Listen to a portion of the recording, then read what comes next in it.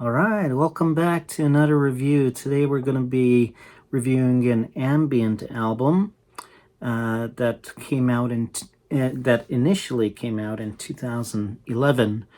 This year it was reissued, and it's Biosphere N-Plants. N stands for nuclear, and in this case, it's nuclear plants that are in Japan.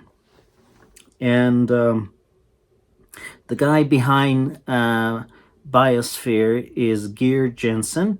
He's a Norwegian ambient house, ambient techno producer.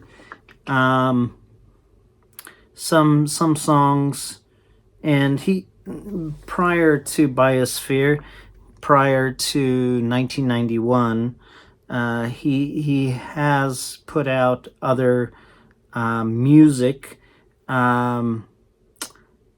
which especially Bleep, which was like a techno acid house, kind of a more album that is geared towards like the nightclubs for dancing. With Biosphere, he changed his names specifically to Biosphere, so people wouldn't compare his Biosphere music to his to prior to Biosphere, to his Bleep album, which was, like I said, acid house techno and kind of a danceable, genre. In this case, with Biosphere, he was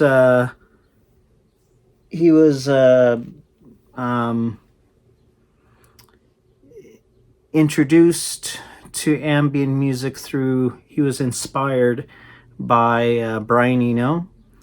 And of course, Brian Eno is the guy that coined the phrase ambient in the late 70s.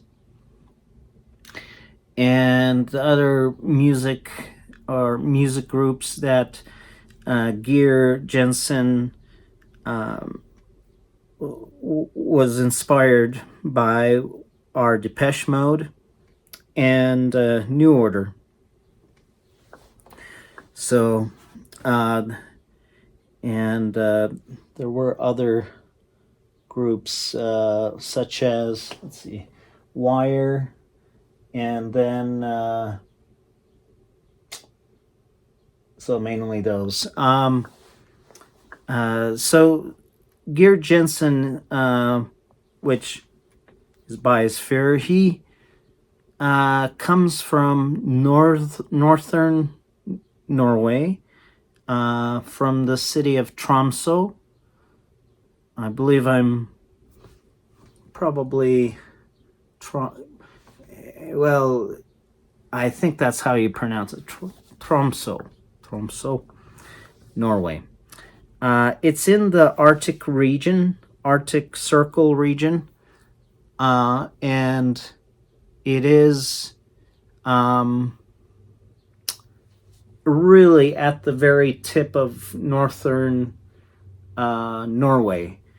And for it being so up north, it is actually, the climate that they get up there is actually pretty mild due to the westerlies weather that starts off in the Caribbean and moves across the Atlantic Ocean and goes through England. And of course, this is warm weather that is being sent across the Atlantic Ocean, and it's that's this warm current of weather kind of goes straight through Tromsø, and so it kind of keeps that area much warmer than expected because of that. The Gulf Stream is what I'm talking about. That's the weather, the warm weather that starts in the Caribbean and crosses over the Atlantic Ocean and moves all the way up into northern Norway. So let's talk about the album Biosphere Biosphere Nuclear Plants. And in regards to nuclear plants, just nuclear plants that are in Japan. And most of these nuclear plants are right up against the shoreline of Japan. And let's see, there's one, as far as the names of the songs on the album, each song is named after a nuclear plant. And so as far as nuclear plants go in Japan, the first nuclear plant that was commissioned was in the late 60s, and there's one up way up north in northern Japan, close to Sapporo, and it's called Oma nuclear plant. Then on the east coast of Japan, there's Joyo nuclear plant, and Tokai, Toki, that's on the eastern shore of Japan. Then the southern part of Japan, there's Sendai 1 and Sendai 2, and you'll see this in the songs themselves. There's Sendai 1, then there's also Sendai 2, there's Manju 1, Manju 2, and also and that the reason for the 1 and the 2 is because both those nuclear plants have 2 reactors. So Sendai 1, reactor 1, Sendai 2, reactor 2, and so on and so forth. So then there's a kind of north, let's see, what would you call, western, southwestern part of Japan, there's Ikeda, and then the far western, southwestern part of Japan, there's Genkai, and then on the western shore of Japan, there's Shika, Manju 2 reactors, right? And then Oi, which is a little bit higher, more north than Manju. And so those are all the nuclear power plants. Of course, there's Fukushima, which happened to melt down the same year that this album was released. And so that was kind of a coincidence that he released an album with the name of nuclear power plants in Japan. And on the same year that this album was initially released, there was a nuclear meltdown at Fukushima. So let's talk about the songs. There's 13 songs total, and there's 2 songs that are extra, or bonus, as you might say, because of the reissue,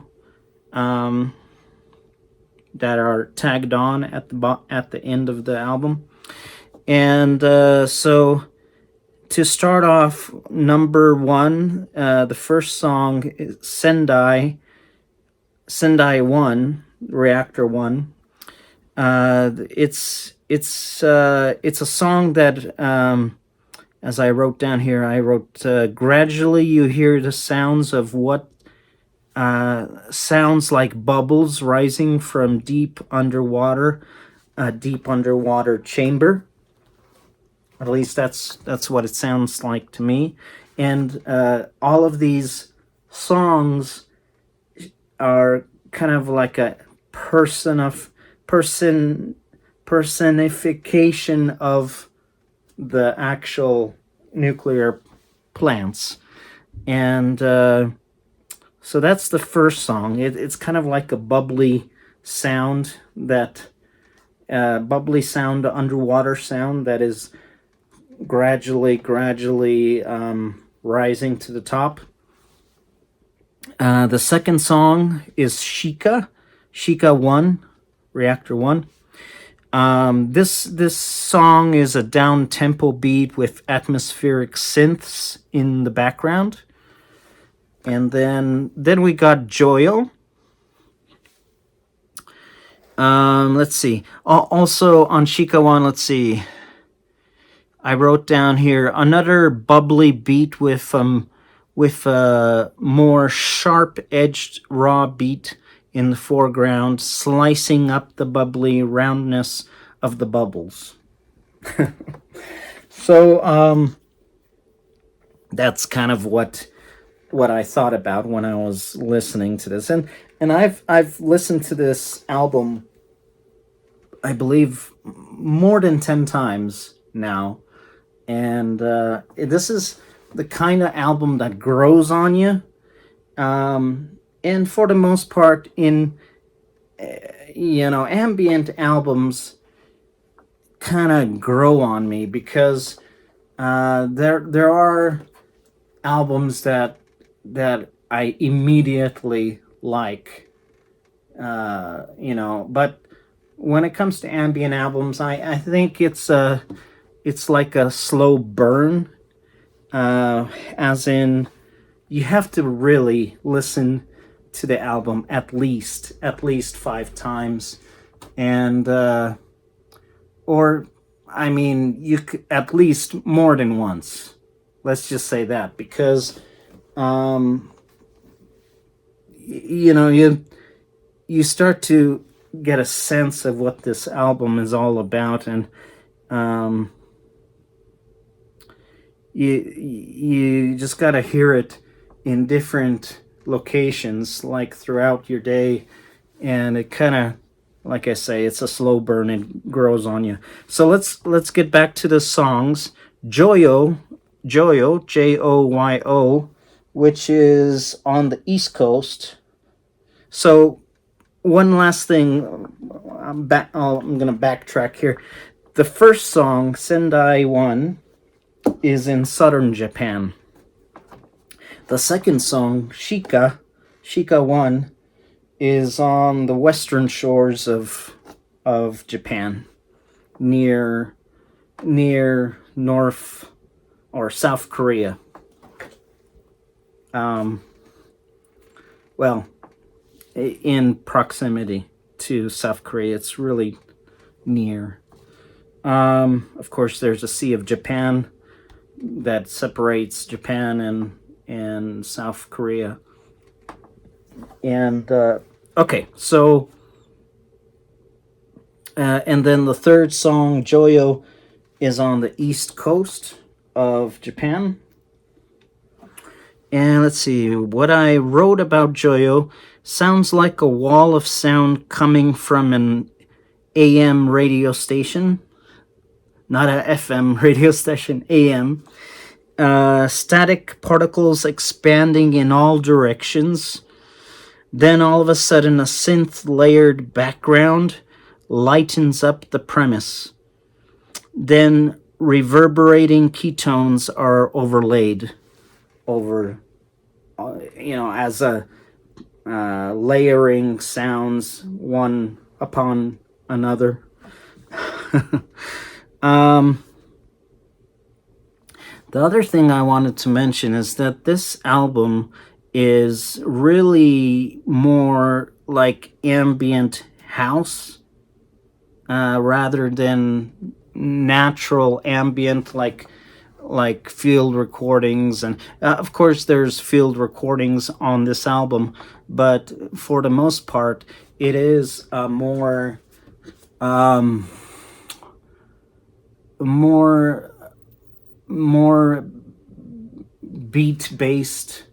beat-based ambient album versus like something more very ambient, like beatless album. For instance, Neroli by Brian Eno.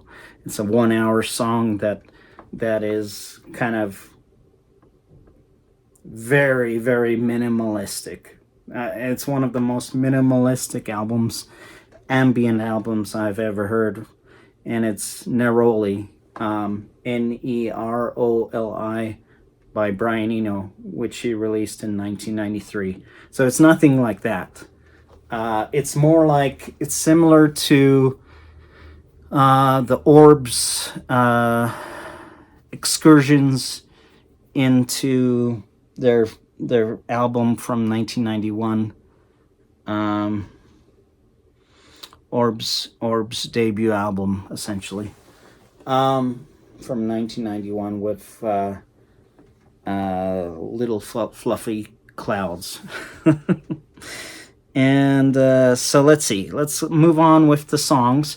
So song number 4 on the album is Ikada, and Ikada is it's kind of right in the middle. It's of southern Japan. I believe it's one of the least earthquake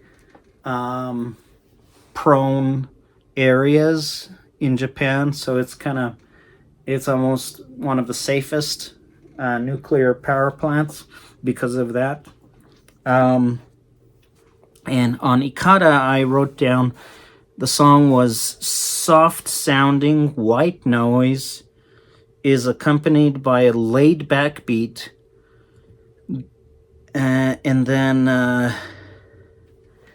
let's see, then this pervading buzzy sound like a bumblebee or like a wasp goes in and out of the song. And let's see what else.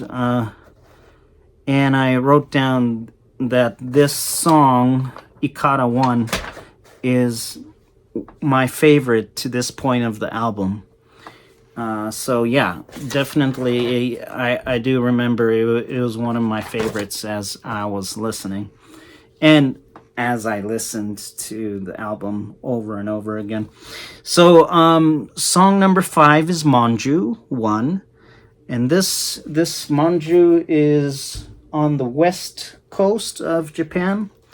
Monju, I wrote down some Japanese woman whispering phrases over and over, and kind of an interlude. Beautiful synths and non-directional beats floating above it all. So it is kind of like an interlude. It's not a full-fledged song per se, because it's like a around 2-minute interlude song. So let's see. Then song number 6 is Genkai 1. And I wrote down on Genkai 1, it's a gigantic wave-like loop with sparse synths overlaid on top. Then a house-like beat enters but doesn't overwhelm all the other sounds so far introduced. The wave-like loop is still the driving force of this song, and I wrote down that it's ambient house sounding. And if I write down something like that, it surely is ambient house. Sounds like ambient house. So song number 7, the next song is Oi, O-I, first with one reactor. It's on the west coast of Japan. And for this Oi, I wrote down big bass beat at the very beginning. Sounds like workers clinkering and tinkering with their individual tools inside one of these nuclear plants. In this case, the Oi power plant. And let's see. Okay, so song number 8 after that is Manju 2. And I briefly wrote down some distant ringing bells followed by some bubbly beats. That's pretty much what I wrote for that one. And then song number 9 is Fujiko. I'm not sure if Fujiko is actually Fukushima, but on the album it's Fujiko. And I looked up Fujiko, and it is so first of all, Fujiko is the song. It's a male Japanese voice comes on and is talking through some conversational tones, sentences, which is followed by some house-like beats. And Fujiko is, I read it was like a religion of sorts, and a lot of people do a pilgrimage to Mount Fuji, the mountain, in Japan, and they come to the mountain and they climb to the top of the Mount Fuji, and kind of like a religious experience climbing the mountain. So that's Fujiko, song number 9. Song 10 is Sendai 2, and I wrote down more subdued sounds than Sendai 1. So Sendai 1 was the first song off the album, and this is Sendai 2, reactor number 2. And this song is more subdued compared to Sendai 1, yet the bubbles from the deep keep rising. So it's very similar to Sendai 1, just not as profound, or not as just very, very toned down. A toned down Sendai 1. Okay, so then song number 11 is Oma. Oma is a nuclear plant up the most northern Japanese nuclear power plant that is very close to Sapporo, which is really up northern Japan. And I wrote down for Oma, for the song, it says, I wrote down, large wave-like synths moving forward with a hi-hat beat accompanying the wave. So that's what I wrote for Oma. Song number 12, Tokai, Tokai.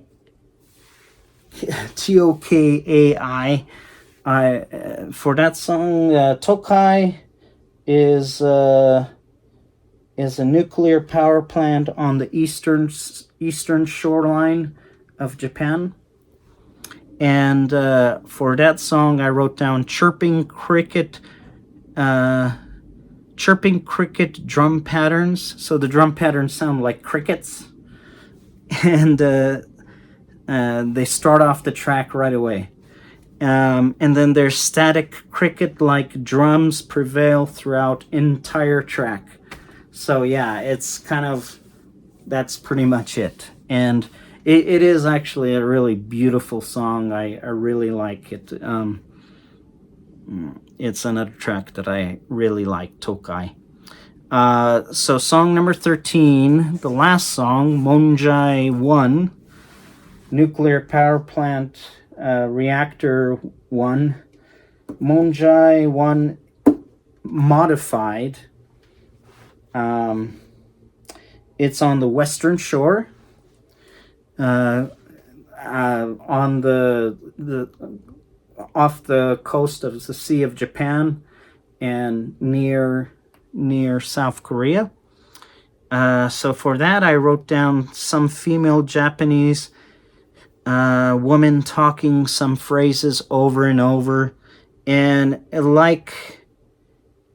just like the interlude song.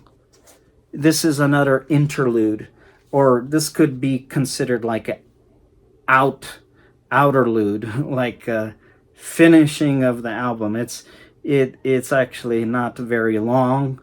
It's like for instance around 2 minutes long, but it kind of rounds up the album. And yeah, so those are the songs off the album. And like I said, I personally do like the album a lot. I did start liking it even more the more I heard it over and over again. A lot of people might say that Biosphere's debut album in 1997, Substrata, is really good, and I did listen to that as well. And I haven't reviewed the album Substrata, but I probably will in the future. But from what I heard of Substrata, Substrata is a more traditional ambient album with a lot of very like field recordings and very minimalistic musical patterns. This album from 2011, N-Plants, which is short for nuclear plants, is more ambient house-like, similar to the Orbs debut album from 1991. So that concludes my review of this album. As far as ranking the album, I would give it a solid 8.5 out of 10. Because, well, that's from what I've heard and what I've listened to. I feel that's a pretty good rating for this album. I think a lot of people might be disappointed in one way or another because it isn't like Substrata from 1997. It is kind of a different kind of album. It is a concept album, like all those concept albums from the 1970s. Every artist, a concept album kind of every track is tied into an idea. In this album, of course, they're all nuclear power plants that are in Japan, and not only that, they're really close to the water shoreline, and very it's almost like asking yourself, is it really safe that close to the shoreline? And most of these nuclear power plants are in earthquake zones and in tsunami zones where tsunamis actually happened prior. So the Biosphere, when he was trying to think of an idea for his new album, he concluded that he wanted to put the emphasis on these nuclear power plants that are basically off the shoreline next to the Sea of Japan or the Atlantic Ocean, and I mean Pacific Ocean, sorry. So the Pacific Ocean on the east coast, and then on the west coast there's the Sea of Japan that separates Japan from South Korea and also China. Yeah, so this is a concept album. Like for instance, Willie Nelson, country singer, he had Phases and Stages from 1974. That was a concept album where one side, the first side of the album was the woman's viewpoint, and the second side of the album was the man's viewpoint, and together it's, you know, a concept album. So anyways, I hope you enjoyed this review. If you did, please subscribe to my channel. Let's grow. And please comment and let me know what you think about this album. If you heard it before, if you haven't, and if you like Biosphere, if you like ambient music, or I review all different types of electronic dance music. So, for instance, techno, house, ambient, trance music, and I haven't reviewed a drum and bass album yet. So that's still up in the air. I have a few ideas of what drum and bass albums I would want to review, and one of them being Photek, Photek, and maybe Goldie or Aphrodite. So yeah, let me know what you think about this album. Give me a like if you like it, this review, and overall this album is very, very calming and very nice to listen to. I did appreciate it a lot, and it's piqued my interest to listen to other albums by Biosphere, and he is truly an amazing artist. And with that, I'm going to sign out, and I'll see you in the next review. Thank you for listening.